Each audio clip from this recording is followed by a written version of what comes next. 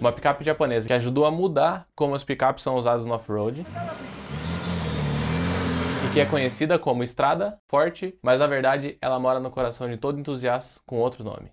Isso é quase tudo sobre a Mitsubishi L200.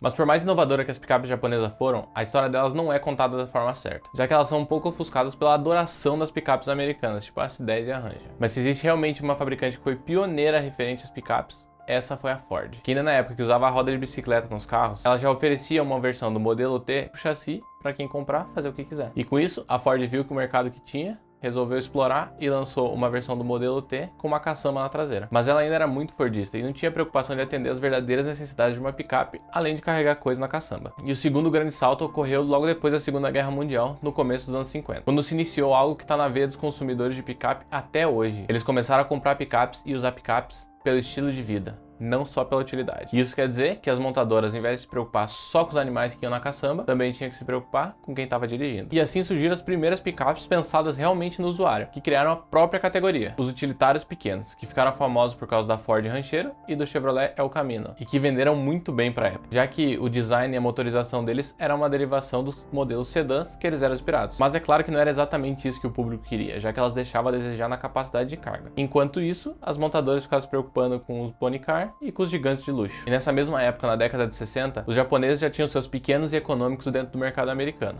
e começaram a fazer o estrago, já que eles conseguiram observar uma brecha no mercado. E no começo dos anos 70, eles uniram a economia de seus carros com a utilidade das picapes. E ainda por cima, deram uma pitada de conforto. E assim nasceu o segmento das picapes média. E as primeiras a oferecerem esse combo eram a Toyota e a Datsun, que venderam que nem água no deserto, principalmente a pequena Toyota Hilux. Isso porque as reservas de combustível estavam extremamente vazias, e o pouco que tinha, o preço era extremamente salgado. E até parecia que os japoneses tinham vindo do futuro, do jeito que eles preveram essa crise do petróleo.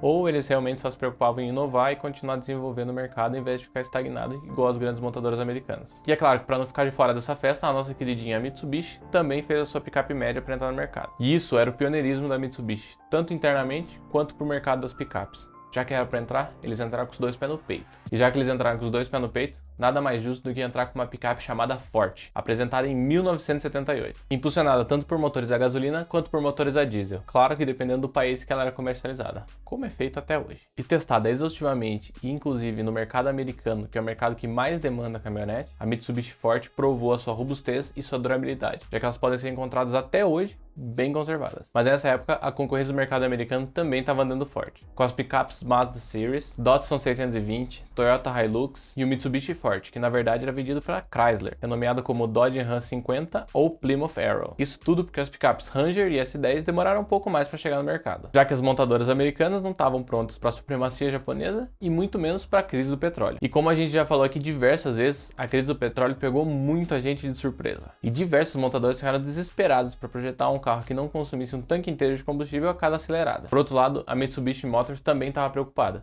Só que ela estava preocupada com seus clientes, para que eles pudessem ir cada vez mais longe, a qualquer lugar, a qualquer hora.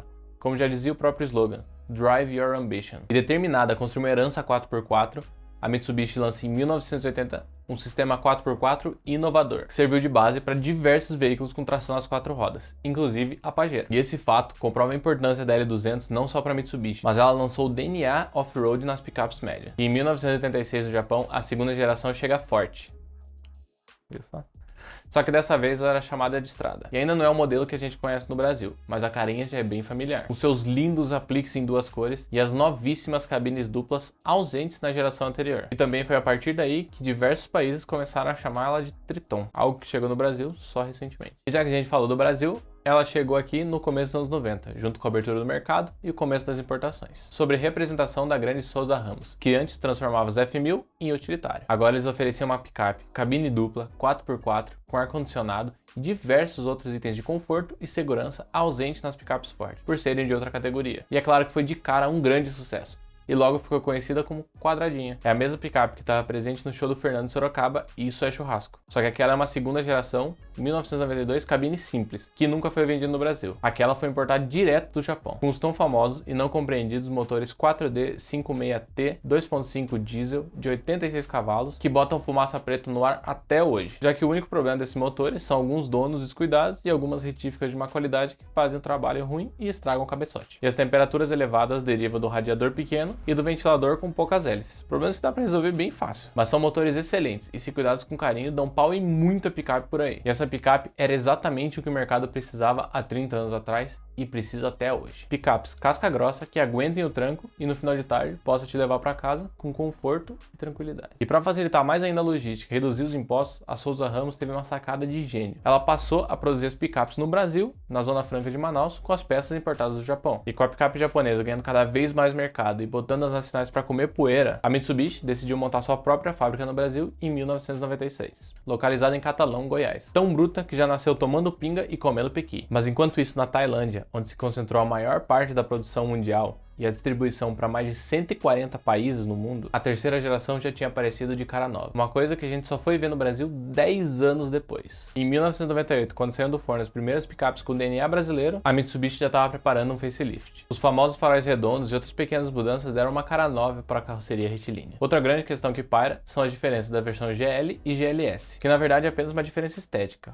Rodas, aplique no paralama, detalhes de interior. Mas em paralelo a tudo isso, as 4x4 também têm as suas corridas, onde a Mitsubishi é uma das maiores campeãs da história. E é claro que a gente tá falando do Rally Dakar e do Rally dos Sertões. E no início dos anos 2000, o Brasil desenvolveu uma plataforma própria, com chassi tubular e bolha única de plástico. Isso só apareceu graças à divisão de performance HPE.